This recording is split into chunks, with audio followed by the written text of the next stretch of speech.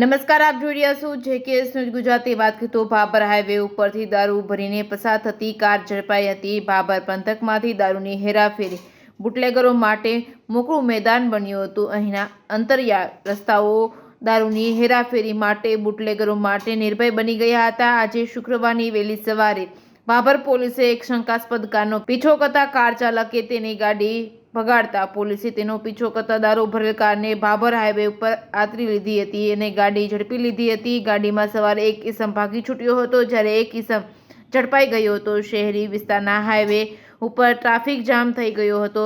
લોકોના ટોળા એકઠા થઈ ગયા હતા. રિપોર્ટિંગ બાય દેવરાજ ઠાકોર સાથે શૈલેષ ઠાકોર, ભાભર.